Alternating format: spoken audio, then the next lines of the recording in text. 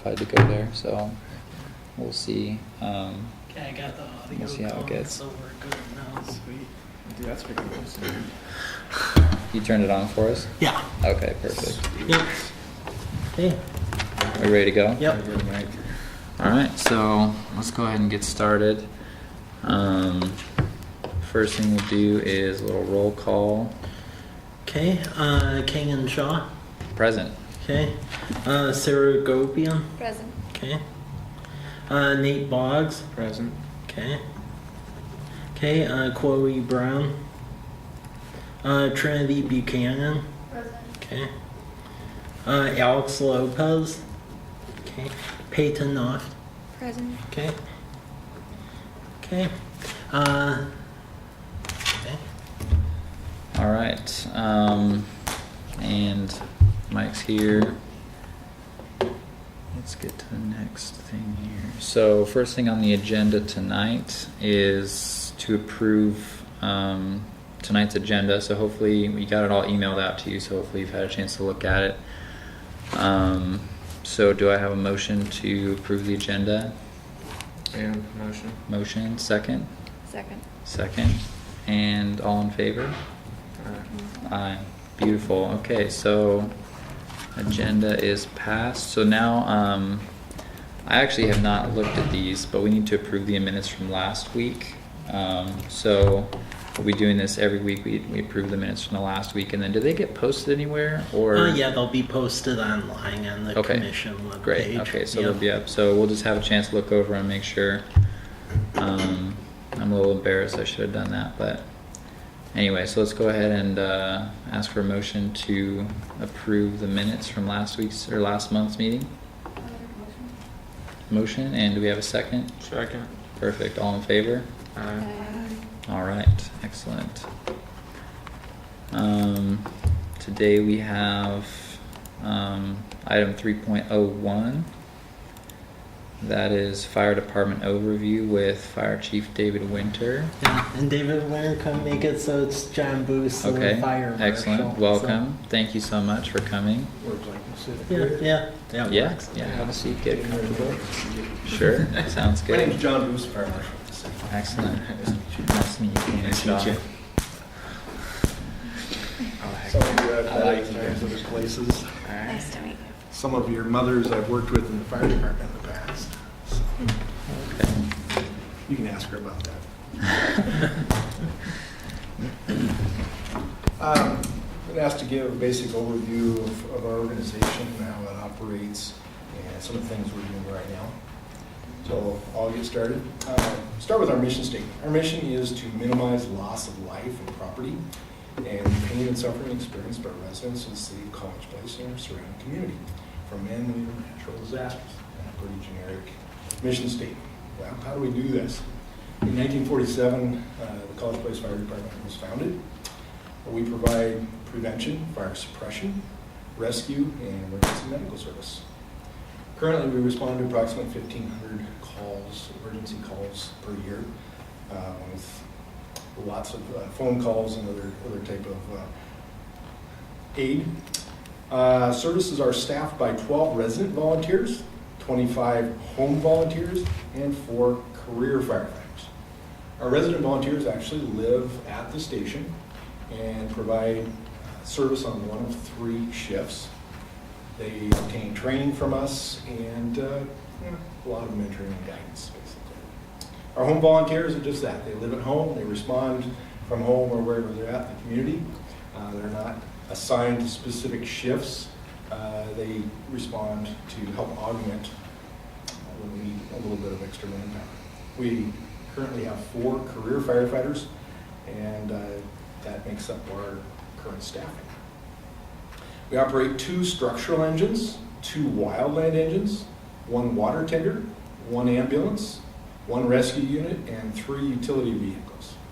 So if you see the big classic fire trucks, those are the structural engines. Some of the smaller ones, we have one that's built on a 1-ton truck chassis and another that's built on a 2-ton truck chassis, basically to be able to carry more water and equipment.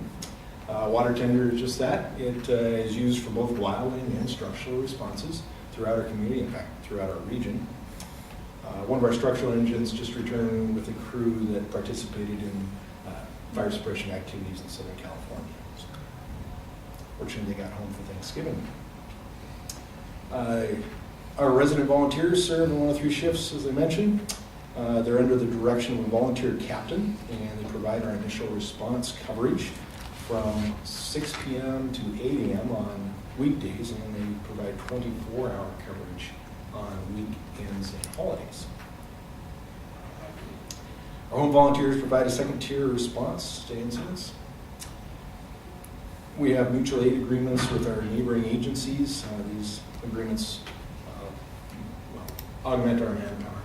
A typical house structure fire would require about 28 firefighters to respond and fight it appropriately. And we can't field that many firefighters at any one given time, but with our mutual aid partners, we can do that in a very timely fashion, provide a really good tiered response. Our career staff support our volunteer force with administrative training, command, prevention, and mentoring. Our career staff also directs and provides response from 3 a.m. until 6 p.m. on weekdays.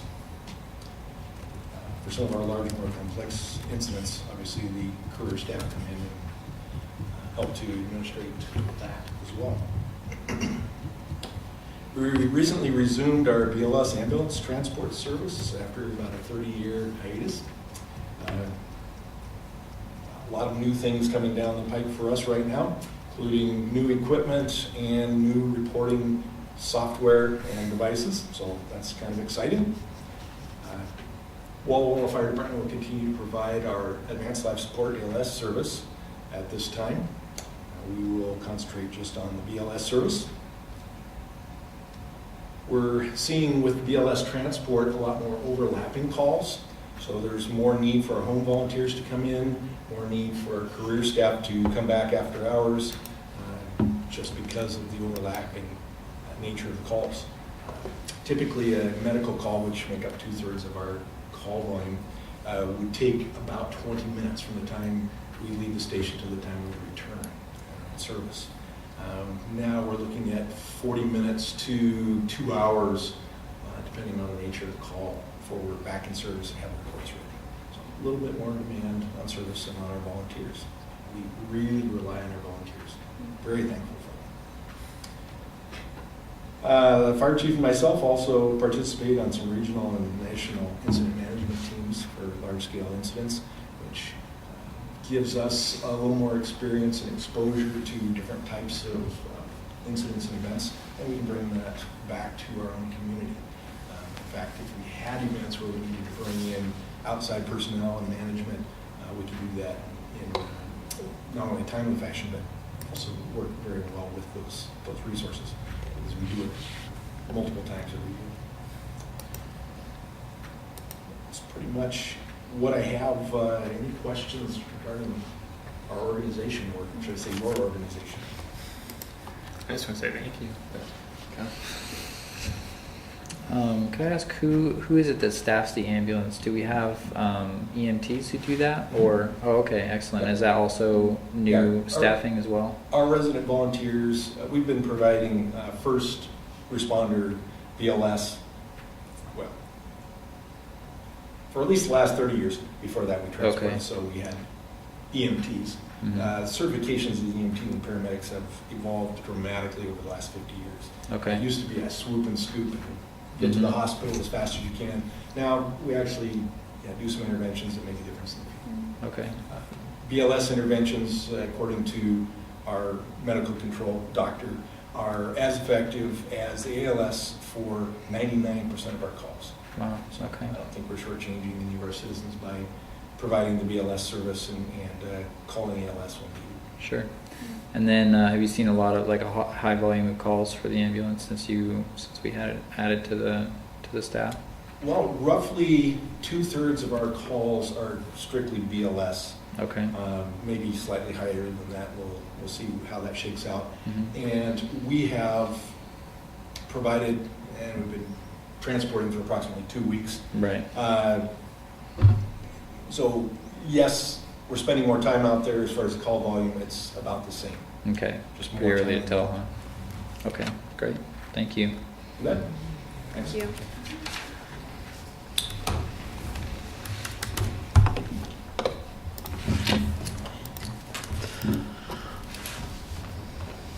Okay, next item is just going over Winterfest. That's already coming up, believe it or not. So that's next week, next Thursday already.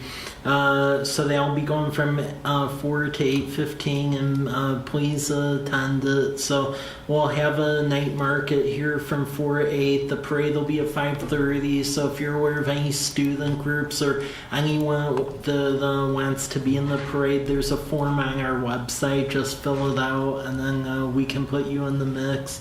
Then there'll be a tree lighting at 7:45, and then fireworks at 8:15.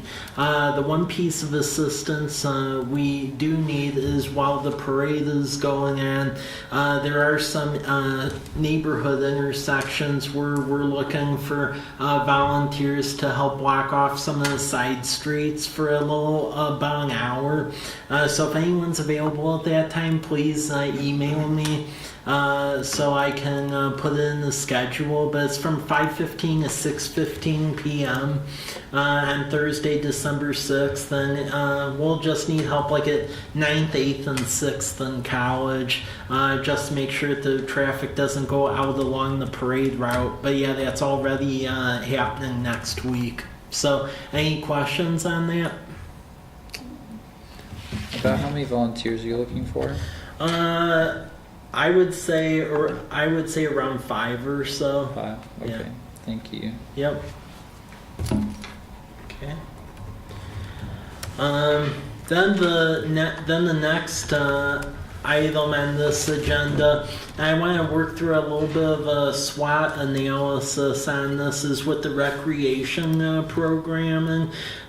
We touched a little bit on this the last meeting. We do have a Whitman Fellow who is working on a sustainability program for recreation activities. We just started our youth rec pilot this past summer with Campfire, YWCA, and Valley Camps, running programs during the summer here in College, place that the city helps subsidize. And as the city's growing, we're essentially looking to provide services of a full city, because our population's gone from 7,000 almost to 10,000 within about a 10-year time period. So there is a flyer attached for that pilot program, and then a study that School of Business students at Walla Walla University conducted as far as the ability of folks wanting the youth rec programs, and then their ability or wanting to pay for it.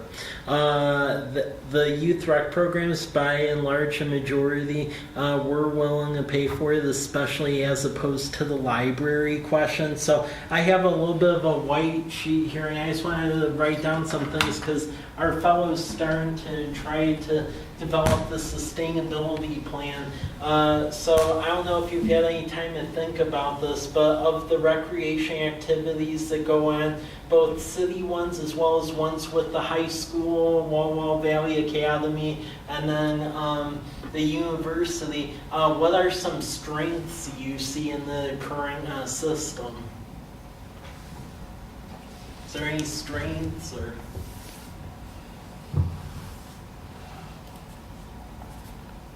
I'd say for a relatively small community, we have a lot of like elementary and middle schools, so we can use those as not only are there lots of students in those schools, but it's a good way to get word out that activities are taking place. Mm-hmm.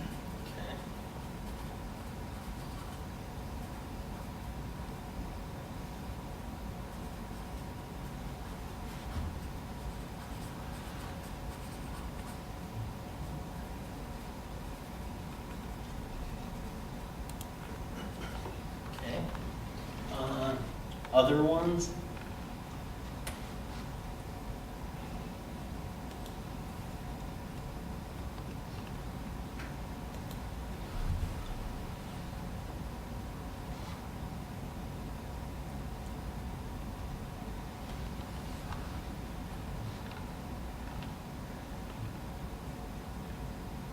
And it can be real ambiguous concepts too. This is like the first time we've had this conversation ever. That's why we're trying to do the plan. And we just got a news to high school, Yeah. and that is like that's a huge investment with the town. And the fact that it's getting bigger is showing that they're willing to support it and support the next generation. Okay. Offers good facilities too, like Yeah. basketball courts. You guys have Yeah, outdoor sure. basketball courts and stuff. Okay. Oh yeah, they're really nice too. I'm sure. Yeah, I bet I haven't been there, but Okay. Yeah, everything's brand new.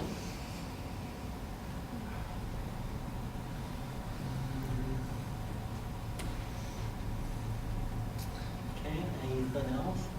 And we do have a small downtown, kind of like College Place Ave. Yeah. There's a ton of shops on that. Do you think we're gonna like try to improve that as time goes on? Actually. Oh, yeah. Oh yeah. Sweet.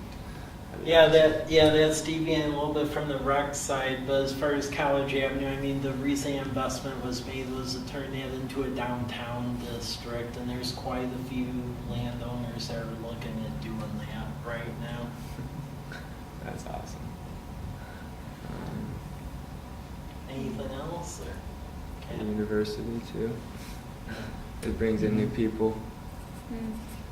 New, they went to college here, so they stay. Brings Yeah. new residents. yeah, we also have lots of social work and education majors who you can reach just because there's a large population of them here. Okay. So Who want brings- to work with kids and whatnot. That's very true, actually. That's yeah. Okay.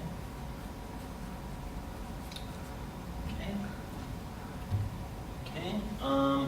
We can go to the next one. What are some weaknesses for recreation programming or activities here? Are we talking about like before, like, or are we talking about like right now? Right now. Right now, okay. Yeah. You guys have made a lot of improvements, but our downtown, I'm definitely gonna say that's something Okay. to work on.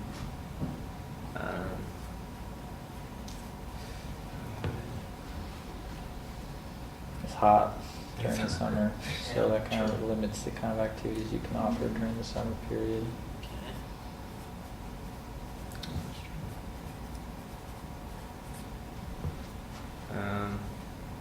The roads are icy. I don't know. I'm trying to think of something. I really do like this place, honestly. It needs something for like the teenage group and the college group. Okay. It needs a store besides the one on this corner.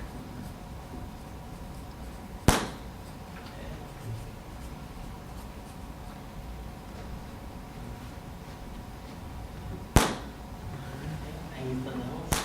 You guys got anything? We could use like more facilities, like we have nice ones, but there's only like the high school ones. If we don't have them, there would be more people.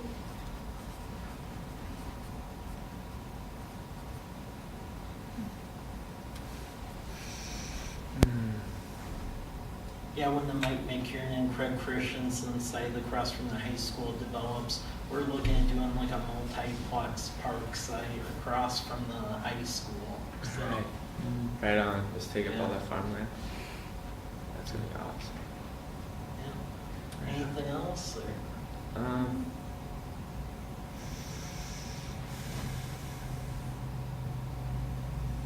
What are you guys doing with the lot? Like, there's the giant, like right next to the university's rec with the pool. Yeah. Like that. There's just a giant green park right there. Yeah, What are you guys planning on we doing actually with don't own that. A lot of people Alright. think we do. The old Rogers School site, that was acquired by the university. And there's been all sorts of ideas on that I've heard, ranging from a parking lot to an art center. I don't know. that? Yeah, I think it really depends on the donors. Yeah. That really seems to be what's driving that. And the city's interaction on that piece of property is that we use it for fireworks for Winterfest. And Heck yeah. Yeah. It'd be perfect, actually. Yeah.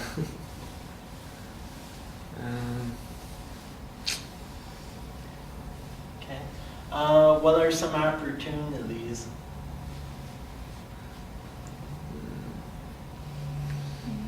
Expand on that. Like things we can build upon. Okay.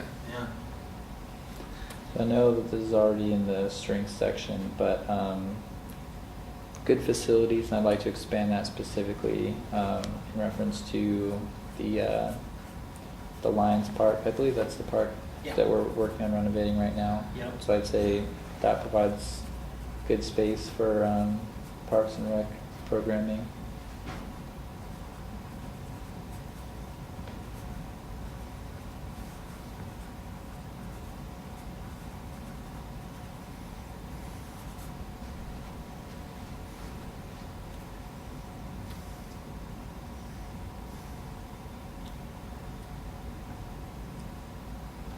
Anything else?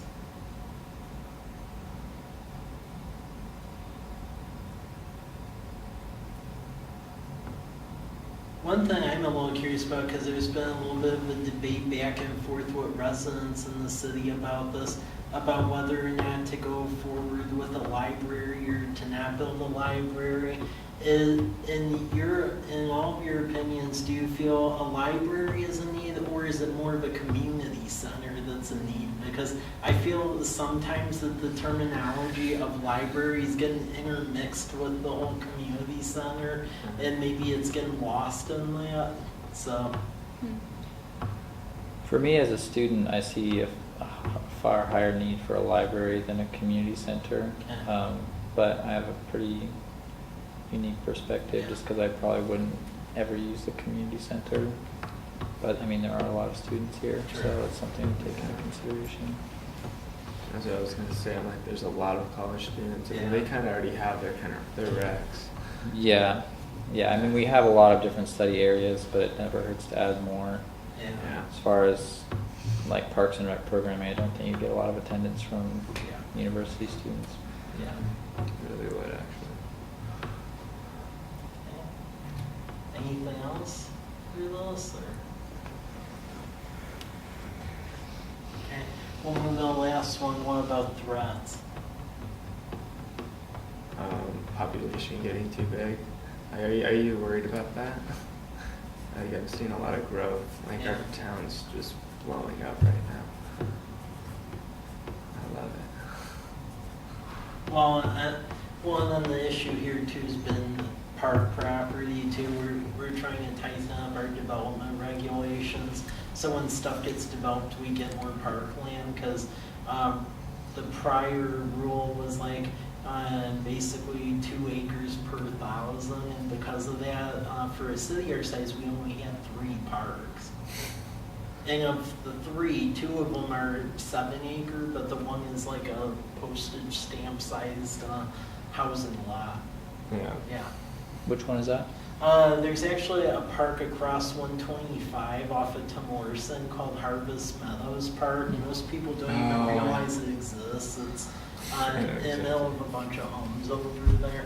I know exactly where that's Yeah, and then there is going to be a 4th park that's going to be constructed out by the Homestead development Right over on. by the bottom of the bluff. The issue there is stormwater, and the fact we didn't get enough property because of our outdated development regs, so we changed that, but unfortunately we have to live with A that. little small piece there. Yeah, because that's going to be the new Veterans Park, because I found out when I got here, there's a piece of property behind the fire department that had a bench and a shed on it, and that was actually a park. Okay. Even though it had no street access, it was like behind homes, so That's we're weird. moving that designation to an actual park That's property. cool. Yeah. Okay. Yeah. I think the university does like a vacation Bible school program here over the summer, Mhm. so that might represent a little bit of competition Okay. as far as attendance, and then a lot of summer camps draw kids from this area, as far as I know. Yeah, isn't there the campfire program that's around? Yeah. Yeah. Yeah. Yeah, that's why we partnered with them, Mhm. since they have the infrastructure in place to just Yeah. do it.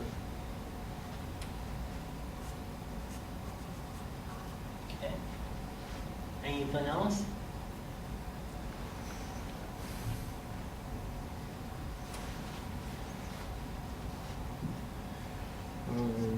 I would say like, what am I trying to say? Like the Whitman Mission and places like that, is that going to get ran over, like due to the population growth, or that's gonna stay that way? In this state, there's this rule called the Growth Management Act, where you have to specify what your urban growth area is for a 20-year period. And just because our infrastructure is so scarce out that way, I can safely say there won't be an expansion toward Whitman Mission. If anything, our growth, I think, is going to go south, more along 125, because that can accommodate truck traffic, and we're going to have a new drinking water well out there. So I think most of the growth is going to be heading south toward the Oregon border. Right on. Okay, well, this is something to think about, and email me if you have any more ideas on this, because I'm going to give it to our Whitman fellow, and the idea is to have some sort of sustainability work plan pretty much by April, so that way we can figure out all the pieces on how to make this go. Because historically, the general attitude of the city has been, if you want to have recreation programs or stuff like that, go over the city of Walla Walla. But a lot of folks don't have the transportation or means to get over there, and as we're growing, it's causing issues. So, Okay. yeah. Okay. And then the last item, this is something more so just a look at for the next meeting in January, but take a look at the block party strategic plan that Tim Kasaka came up with last year, because as we get into the new year, we're really going to start trying to work on figuring out what to do for block party in 2019. And he put together a little plan on how to grow it, but it's just figuring out if it's realistic, and then what elements do the various commissions want to take on for the block party in May. So, yep. Have you had any discussions with this year's social vice for ASWU? I've reached out. I haven't gotten an email back yet. I'll talk to her. Yeah. Okay. I'm curious, how many people showed up last year? Like over the... Our count was around 1,100 people. Yeah, it is very successful. So.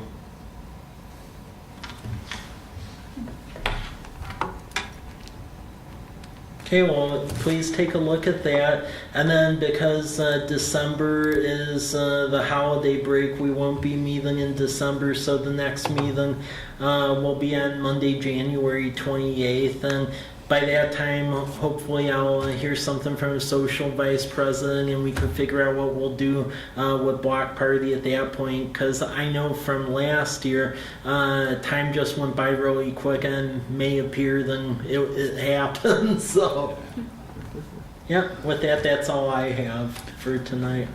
Okay. Yeah. Can I actually have one more question? Absolutely. So what are like our expected rates like of growth in the next couple of years?